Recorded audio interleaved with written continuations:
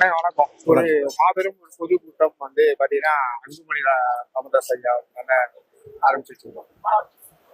அனைத்து சாதியினரும் வந்து இங்க பாத்தீங்கன்னா இது தொடர்ந்து வந்து நீங்க வலியுறுத்தி வந்தாலும் தொடர்ந்து இதை வந்து புறக்கணிக்கிறதுக்கான தமிழக அரசு காரணம் என்னவா இருக்கு? அதாவது அண்ணாதுரை அவர்களுக்கு பிறகு திமுகவின் தலைவராக யார் வர வேண்டும் என்று இருந்ததுன்னா நாவலர் நெடுஞ்செழியன் அவர்கள் தான் வரணும்னு இருந்தது. அப்ப சத்தியவாணி முத்து போன்ற ஒடுக்கப்பட்ட சமூகத்தில் பிறந்தவர்கள், கருணாநிதி அவர்கள் தன் சாதியை வெளியே செல்ல முடியாத, வெளியே சொன்னா அசிங்கம்னு நினைக்கிற சாதியிலிருந்து பிறந்து வளர்ந்த கருணாநிதி அவர்கள் இந்த இயக்கத்திற்கு தலைமை தாங்கினால் சாதி ஒழிப்பில் அவர் கவனம் செலுத்துவார், புறக்கணிக்கப்பட்ட மக்கள் மீது ஒரு தனி கவனம் செலுத்துவார் என்று எங்களை போன்றவர்கள் எல்லாம் கருணாநிதியை அடுத்த கட்டத்துக்கு கொண்டு வந்தோம். நாங்கள் எதை நினைத்து கருணாநிதி அவர்களை கொண்டு வந்தோமோ அதற்கு நேர் எதிராக கருணாநிதி நடந்து கொண்டார்னு சத்தியவாணி முத்து சொல்லுவாங்க.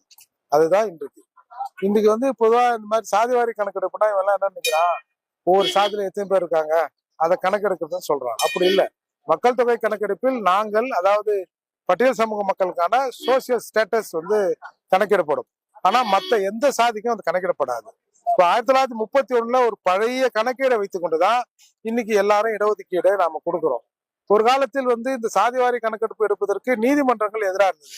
இன்றைக்கு நீதிமன்றங்கள இந்த கணக்கெடுப்பு தேவை. ஏன்னா அந்த கணக்கெடுப்பு எடுத்தாதான் இந்த இடஒதுக்கீட்டை கூட்டணுமா குறைக்கணுமா. இப்போ ஒரு உதாரணத்துக்கு இப்ப எங்களுக்கு வந்து ஒரு 18% 15% இருக்குன்னா எங்களால் குறைஞ்சிட்டானா இதை குறைக்கணுமா, இல்ல இந்த மக்கள் கூடிட்டார்களா இதை கூட்டணுமா அப்படின்னு ஒரு கணக்குக்காக இது தேவை என்று சொல்லுது. அதோடு மட்டும் இல்லாம 10 வருடத்துக்கு ஒரு முறை இந்த கணக்கெடுப்பு எடுக்கப்படுவது என்பது ஒரு சமூகம் சோசியலா எக்கனாமிக்கலா அவங்க எப்படி இருக்கிறாங்க, அடுத்த 10 வருஷத்துல திருப்பியும் கணக்கீடு எடுத்து அவங்களோட சோசியல் எக்கனாமிக் ஸ்டேட்டஸை எடுக்கிற போது 10 வருடத்திற்கு முன்னாடி எப்படி இருந்தா இப்ப எப்படி இருக்கிறாங்கன்னு கம்பேர் பண்ணி இவர்கள் முன்னேறி இருக்கிறார்களா இல்லையா, அதே நிலையில இருக்கிறாங்களா, அரசின் திட்டங்களை இன்னும் கொண்டு போய் சேர்க்கணுமா அப்படின்னு முடிவு பண்றதுக்கு தான் இந்த சாதிவாரி கணக்கெடுப்பு. இதை வந்து இவங்க தொடர்ந்து நாங்க எங்களால முடியாது, எங்களுக்கு பவர் இல்லை, அது எதுன்னு சொல்றாங்க. மற்ற எல்லா மாநிலங்களும் எடுத்த பிறகும் இதை வந்து இவர்கள் எடுப்பதற்காக காரணம், எல்லா நாட்டிலையும் வந்து எல்லா மாநிலங்களையும் பெரும்பான்மை மக்கள் ஆள்வதும், பெரும்பான்மைனா எண்ணிக்கையில் பெரும்பான்மை ஆள்வதும், அங்கே சிறுபான்மை மக்கள், அதாவது எண்ணிக்கையில சிறுபான்மையா இருக்கிறதும் பாதுகாக்கப்படுவதும் இயல்பு. தமிழர்கள்ட்ட மட்டும்தான் மிக சிறுபான்மை எண்ணிக்கையில் இருக்கிற மக்கள் பெரும்பான்மை மக்களை ஆண்டு கொண்டிருக்கிறார்கள். இது வெளியே தெரிஞ்சிடும் அப்படின்னு தான் இன்றைக்கு வந்து இப்போ ஏற்கனவே இருக்கிற கணக்கீடு படி 18%. அப்ப எங்க மந்திரி சபையில எங்களை பங்கு வேணும்ல. சரி, ஒரு குறிப்பிட்ட தமிழ் அல்லாதவர்களுக்கு ஒரு 9 பேர் 10 பேர் மந்திரி சபையில இருக்காங்க. அப்போ அவங்களுக்கான மக்கள் தொகை என்ன அப்படின்ற நீங்க வந்து அந்த தெலுங்கு பேசுறது சொல்றது கல்யாணம் இல்ல நாம தெலுங்கு பேசுறாங்க கன்னடா பேசுறாங்க அதெல்லாம் சொல்லலைங்க. எத்தனை பேர் இருக்கிறாங்களோ அதுக்கேற்ற விகிதாச்சாரத்துல கொடுத்துரு, அதுதான் சமூக நீதி.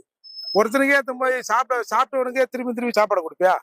இப்போ 10 அமைச்சர்கள் இருக்காங்கன்னா அவங்களோட விகிதாச்சாரம் எவ்வளவு? நான் 18% இருக்கிறேன், வன்னியர்கள் 10.5 நீங்க சொல்றீங்களே, எங்க ரேஷியோ எங்க? கல்வி அமைச்சரா வச்சிருக்காரு ஒரு ஆளா? நான் சொல்றது பங்கு சதவீதம். மொத்த அமைச்சரவையில 18% எங்களுக்கு இருக்கணும், அது இல்லைல்ல. அப்போ நீங்க இந்த கணக்கீடு எடுத்துட்டோம்னா ரெட்டியாருக்கு எப்படி நாயுடுக்கு எப்படி அப்படின்றது வெளியில வந்துடும். அப்படிக்காக தான் தமிழக அரசு இதை எடுக்க மறுக்குது. இப்ப ஸ்டாலின் அப்பா அடுத்தது உதயநிதி அண்ணன் கனிமொழி அந்நியார் ஆட்சி அப்படின்னு சொல்லும் போது இது எல்லாமே கிண்டல் பண்றது, அரசியல் சொல்லாகட்டும் எதிர்கட்சியாகட்டும் கிண்டல் பண்றது எப்படி பாக்குறீங்க? அதாவது மக்களாக சொல்றாங்கன்னு சொல்றாங்க. எந்த அப்பாவும் பிள்ளைக்கு வந்து சாராயத்தை வாங்கி கொடுத்துட்டு குடிக்காதர மகனேன்னு சொல்லுவாரு. தமிழக அரசு சாராயத்தை விற்குது, பிராந்தியை விற்குது. ஆனா முதல்வர் வந்து குடிக்காதீங்க வாங்காதீங்க, விலை கொடுத்து வாங்காதீங்கன்றாரு. ஓசியில போய் கேட்டா ஒயின் ஷாப்ல கொடுத்துருவானா? போலீஸ் தான் போன் போடுவான். அதால லஞ்சமா இவரா புரட்சி தலைவி அம்மாவை எல்லாரும் அம்மா என்று சொன்னார்கள், இவரை அப்பான்னு சொல்லுவாங்களா? ஏங்க ஒரு பெண்மணியை பார்த்து வாங்கம்மா போங்கம்மாலாம் ஒரு பக்கத்து வீட்டுக்கு வாப்பான்னு கூட முடியுமா? வாப்பான்னு கூப்பிட்டா தப்பான அர்த்தத்துல போய் முடிஞ்சிடும். அதால இவரே ஏதோ ஒரு இமேஜின் கற்பனை பண்ணீங்கன்னு எல்லாரும் நம்மள அப்பான்னு கூப்பிடுறாங்க. அப்படி அப்பான்னு கூப்பிடுறதா ஊதாரி அப்பான்னு தான் கூப்பிடணும்.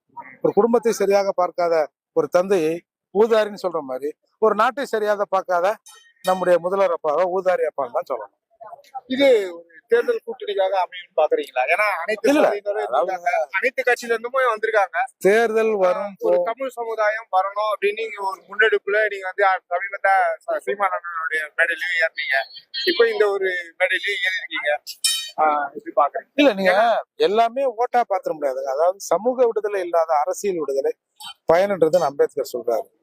இப்போ அப்போ வந்து தேர்தல் பாதைக்கு தேர்தலுக்கு வராத ஜனங்கள்லாம் அங்க சாகணுமா? இப்போ மைனாரிட்டியா இருப்பான் கொஞ்சம் பேரு, அவனுக்கு ஓட்டுனா கூட என்னன்னு தெரியாது. இல்ல மலையில எங்கன்னா இருப்பான், அவனுக்கு தேர்தல் நடக்கிறது கூட தெரியாது. அப்ப அந்த மக்கள் எல்லாம் இங்க வாழ தகுதியற்றவர்களா? அப்படிலாம் இல்லை. ஒரு சோசியல் அவேர்னஸ் வரணும், ஒரு சமூக நீதி எல்லாருக்கும் கிடைக்கணும்ன்றது தான். இது வந்து இப்போ இப்போ எல்லாரும் ஒரே கொள்கையில் இருந்தா எல்லாரும் ஒரே கட்சியா தான் இருக்கும். அதனால எல்லாருக்கும் பல்வேறு சிந்தனைகள் இருக்கும். ஒரு சமூகம் சார்ந்த பிரச்சனைகளை எல்லாரும் ஒண்ணா நின்று சரி. அதாவது வெளிப்படையா அப்படி சொல்ல போனா தமிழ்நாட்டுல இருக்கிற தமிழெல்லாம் எங்க தலை எண்ணியான்றோம், தமிழர் அல்லாதவங்க எண்ணாம இருக்கிறோம். அதுதான் பிரச்சனை.